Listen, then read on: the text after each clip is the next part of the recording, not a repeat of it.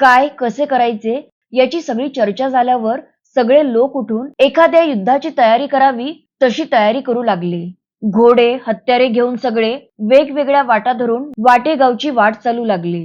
काही वाटेगावात जाऊन पोचले, काही थोडे अंतर राखून लपून बसले, तर काहींनी सरहद्दीवर घोडी तयार ठेवली. कोण भैरू शोधू लागले, तर काही सावळ्याला निरखू लागले. सगळे जाऊन गर्दीत मिसळले. सूर्यास्ताची वेळ जवळ आली होती. जोगणी निघायची वेळ झाली होती. पाटील त्यांच्या उसळणाऱ्या घोड्याला साज घालून तलवार घेऊन त्यावर बसले होते. 12 बलुती धावपळ करत होती. रिवाजाप्रमाणे मांगाची तलवार वाजत गाजत निघाली.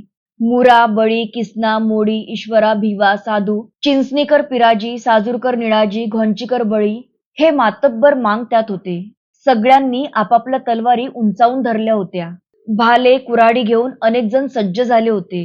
फकीराने देवारातली तलवार घेतली आणि तो गबऱ्यावर बसला तसे आली मांगाची तलवार असे सगळे एकदम ओरडले.